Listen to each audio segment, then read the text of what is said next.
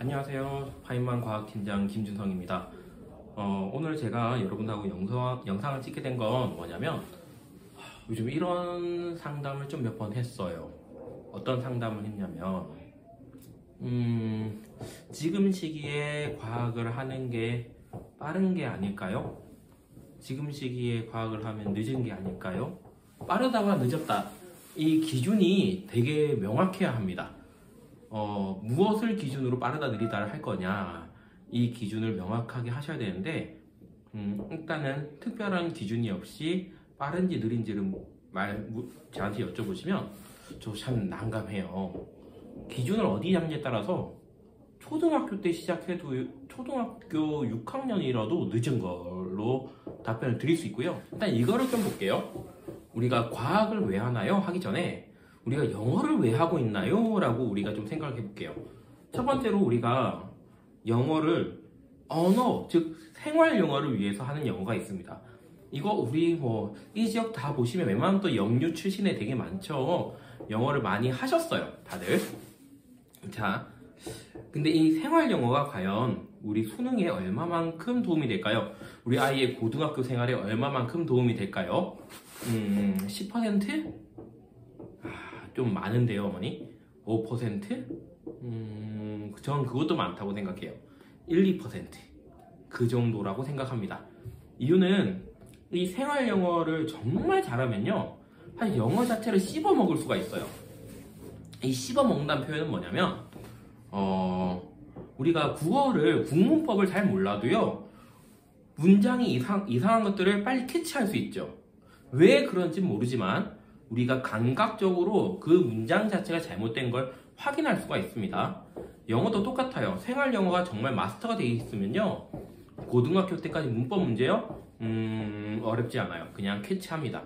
그리고 약간 고등학교 때 문법 약간만 들으시면 아이들이 너무 쉽게 받아들여요. 그런데 이 마스터란 표현이 되게 무서운 말이에요, 어머니. 이 마스터란 표현은요, 어머니, 고등학교 때 함부로 얘기할 수 있는 수준이 아니에요. 왜 그러냐? 일반적으로 고등학교 때 영어를 정말 잘한다는 친구들은 유학 출신이죠. 연세대학교나 이런 대학교 언더우드 전형 같은 게 어머님들 들어보신 분들도 계실 겁니다. 혹은 외국인 특기자들, 이런 거, 외국어 특기자를 받는 전형이 있다, 이렇게 알고 계신 분들도 계실 거예요. 앞으로 많이 축소되고 많이 없어졌지만 그래도 남아는 있을 것 같습니다, 몇몇 곳에. 근데 거기 합격하는 친구들은 영어를 도대체 얼마나 잘할까요? 이것만 기억하시면 돼요. 국어보다 영어를 더 편해합니다. 그 정도로 영어를 잘하는 친구들이 많아요. 자, 그러면 그 정도가 되어야 우리가 생활 영어를 씹어먹었다 표현할 수 있다는데, 이게 지금 가능할까요? 가능한 친구 있습니다. 정말 정교의 한두 명. 그 친구들은 결국 외고를 간다던가 아니면 민사고 이런 학교도 있죠? 그런데 영어로만 수업을 하기도 했던 이런 학교들 진학하기에 매우 유리한 환경이 되겠죠. 그렇지만 정말 극소수에 불과합니다. 대부분은 오히려 입시에 방해가 돼요. 왜? 난 대충 이렇게 얘기하니까 말이 되던데. 그래서 그렇게 답변을 쓰면 틀려요. 아이의 이때까지 가졌던 상식이 오히려 시험에 방해가 되는 이런 문제가 발생하기도 합니다.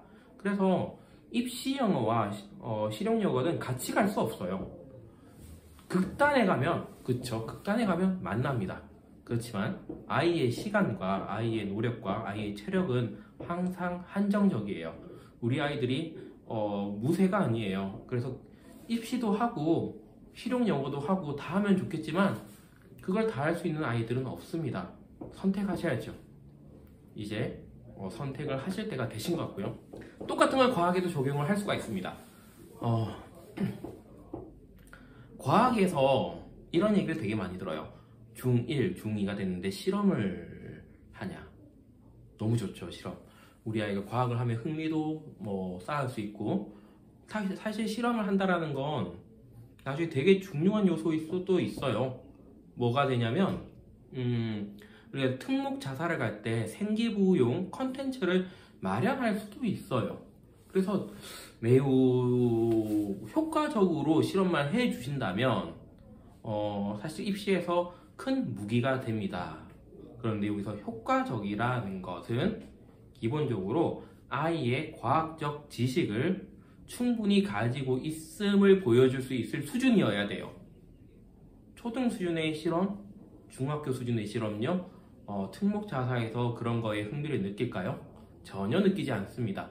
기본적으로 중학교에서 고등학교 갈 때 아이들이 수행하는 실험들, 생기부에 작용할 쓸 수 있는 실험들요, 일부는 실제로 노벨상을 탔던 실험들을 재현합니다. 일부는 코딩으로 고등학생 고3 때도 잘 풀지 못하는 문항을 풀어서 프로그래밍해서 그걸로 생기부나 아니면 자소서를 꾸며요. 근데 이걸 하기 위해서 필요한 것들은 실험 스킬일까요? 아니면 아이의 과학적 지식일까요?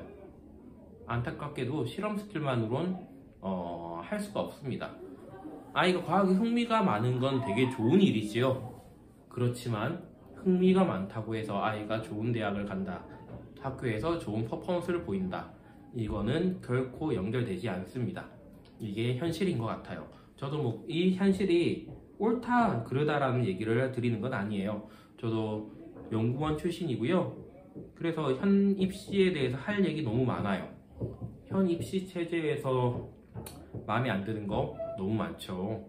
그렇지만 제가 그걸 바꿀 수는 없을 것 같아요. 그래서 우리 아이들이 거기에 물론 안 좋은 부분도 있겠지만 거기서 손해를 보지 않는 것, 저는 그게 매우 중요하다고 생각합니다. 그래서 현 입시 체제에서 우리 아이가 제대로 평가를 받을 수 있게 저도 정말 과학을 하고 싶어요. 제대로 된 과학을 하고 싶고 정말 입시를 떠나서 과학이란 게 정말 재밌다, 이런 것들을 아이들한테 보여주고 싶고 가르쳐주고 싶어요. 그렇지만 과학에 흥미를 가지고 나서 대학을 못 가는 것보다는 조금 흥미가 떨어지더라도 과학을 잘 하셔서 과학 시험을 잘 쳐서 좋은 대학을 간 후에 그 후에 과학에 대해서 흥미를 가지는 것. 그래서 이제 제가 처음 질문으로 돌아갈게요. 과학을 언제 하는 게 옳은 것인가? 만약에요, 아이가 특목고 자사고를 생각한다면요, 초등학교 때부터 시작하셔야 됩니다. 그 이유는요, 특목 자사고의 학교 커리큘럼을 보셔야 돼요. 막연하게 여기 보내면 되겠다 이런 생각을 하시면 안 됩니다. 그렇게 생각하면요, 아이가 너무 힘들어요. 그러시면 안 됩니다, 어머니. 특목 자사고에서 도대체 무엇을 하는지, 무엇을 배우는지, 그 학교는 도대체 어떻게 아이를 육성하는지, 그거를 명확하게 이해하셔야 됩니다. 그래야 거기 맞춰서 우리 아이들이 어떻게 공부할지 찾아가지요. 자, 그래서 일단 과고, 그나마 만만한 게 과고죠. 사실 민사고 전국 자사고보다 과고가 들어가기 더 쉬워요, 어머니. 입시도 훨씬 더 편하고요. 자, 그래서 제일 만만한 과학고등학교를 말씀드리겠습니다. 만만하다는 표현, 이거 틀린 말 아니에요, 어머니. 민사고 하나고 과고보다 붙기 더 힘듭니다, 어머니. 자, 근데 이 과고에 붙을 때 뭐가 필요하냐면요, 어머니, 기본적으로 고3 수준의 과학 지식이 요구됩니다. 이거는 입시를 위한 게 아니라요, 과학고등학교 가시면 1학년 1학기 때 물리2, 화학2, 생명과학2, 지구과학2가 개설이 돼요. 자, 과학고를 실제로 목표로 하신 건가요? 아니면 과학고를 가서 좋은 대학을 가서 아이의 꿈이 실현되길 원하신 건가요? 그쵸? 대학교를 떼고 얘기할 수는 없어요. 그런데 과고만 갔는데 과고에서 아이가 공부를 못한다, 거기서 뒤에서 해는 게 빠르다, 갈 이유가 사실 없는 거죠. 없는데 그 학교에서 수행되는 아이들이 공부하는 내용이 1학년 때 일반고에서 3학년 때 배우는 과학 2 과목들이 진행된다는 사실을 잘 이해하셔야 됩니다. 심지어 난도도 높아요. 그러면 우리 아이가 물리학 1을 제대로 공부하지 않고 과학고에 입학을 했다, 이 상황, 물론 선행 없이 과학고를 무사 졸업하는 아주 희귀종들이 있습니다. 안타깝게도 매우 드물어요. 거의 없어요. 우리 아이가 그 아이처럼 되라라고 그렇게 얘기하시면 너무 무서운 얘기예요. 쉽지 않아요.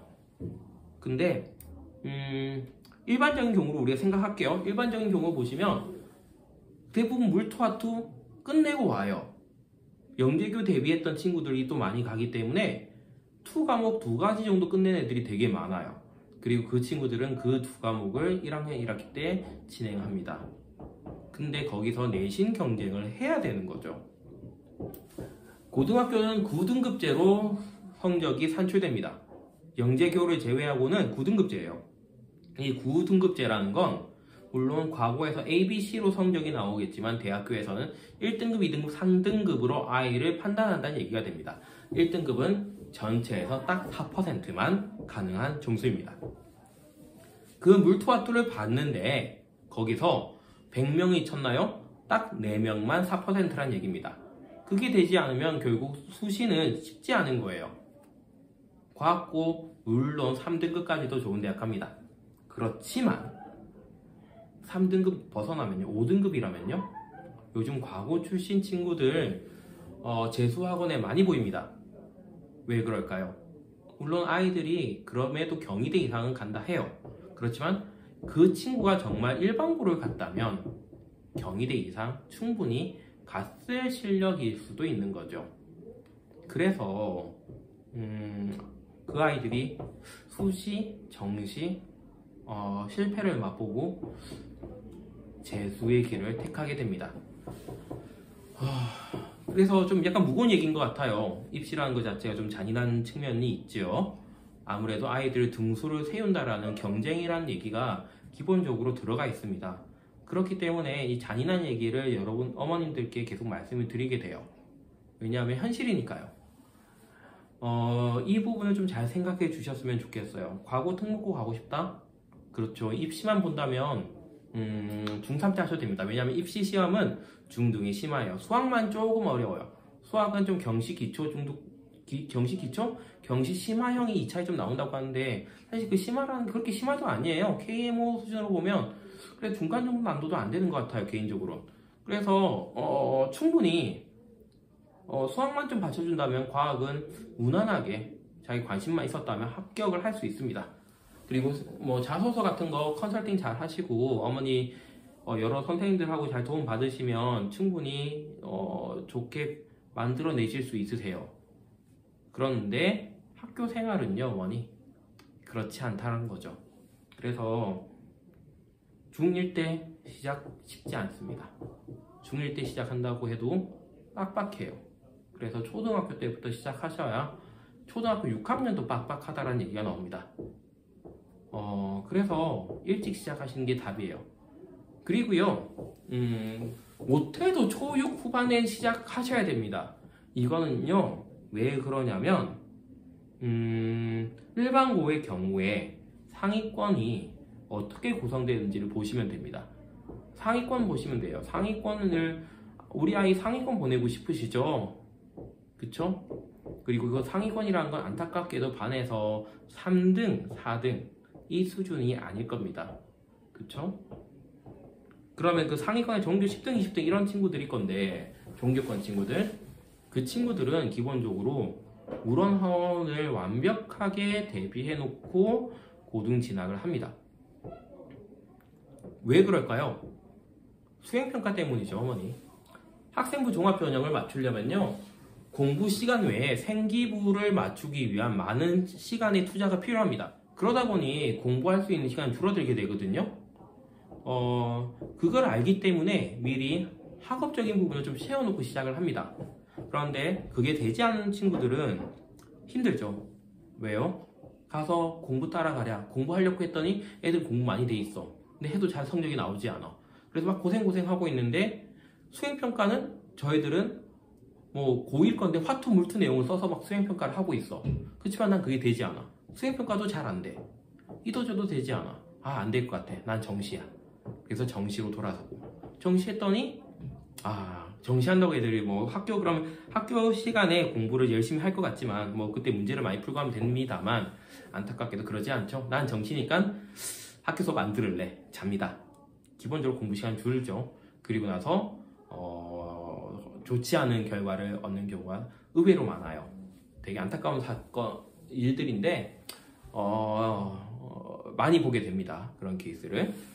자, 그래서 이런 케이스를 피하시려면요, 이게 고등학교는 아이가 잘한다고 되는 게 아니에요. 딴 애보다 잘해야 돼요. 그게 핵심이거든요. 그러니까 다른 아이들과 비교를 안 할 수가 없어요. 내가 아무리 잘해도 다른 애가 더 잘하면요, 난 못하는 게 됩니다.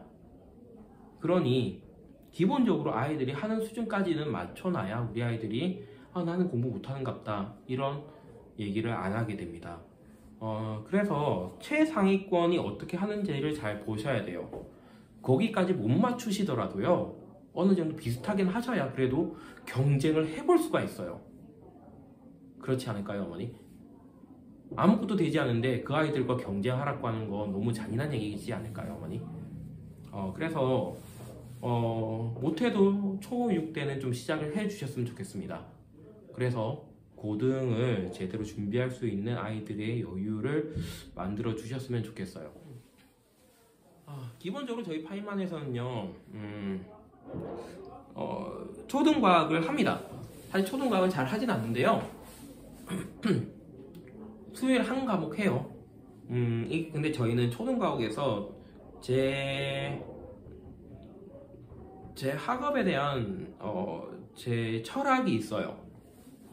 실험을 아무것도 없는데 하고 싶진 않아요. 왜냐하면 그건 놀이거든요, 어머니. 아이한테 시간 낭비일 수 있어요. 물론 초반에 정말 과학 자체를 두려워한다면 그런 실험들이 도움이 될 겁니다. 그런데 저는 아무것도 없이 실험을 시키고 싶진 않아요. 그렇게 아이들의 시간을 허비하게 만들고 싶진 않습니다. 그래서 저희 초등과학에서는 일단은 중등과학의 내용을 가지고 진행합니다. 여기서 중등도 고등까지 연결되는 매우 중요한 개념들을 기본으로 해서 진행을 합니다. 그 내용들을 기반으로 학습을 하고요. 학습 후에 실험을 좀 진행합니다. 그렇게 진행을 하고자 하고요. 이거는 제 철학일 수 있어요, 어머니. 그냥 제 생각입니다. 왜냐하면 그게 중요하다고 저는 생각하니까요. 충분히 흥미를 만들어 줄 수 있지만 흥미가 놀이로 끝나면 안 된다라고 생각합니다. 그래서 학습이 될 수 있게 수업을 구성해서 진행합니다. 수요일 4시 10분에 딱 2시간 20분 정도 진행해요.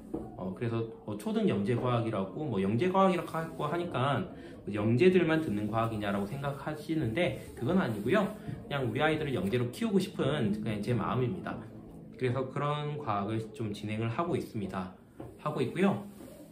그리고 좀 아이가 교과 학습에 좀 익숙하다면요, 초6이 된다면 중등 입문을 시작해 주셨으면 좋겠습니다. 일요일 오전, 그다음 토요일 오전에, 주말 오전에 각각 반이 있습니다. 이 반에서는 중등과학의 가장 기초적인 개념들을 배우고요. 문제풀이를 힘들게 하진 않아요.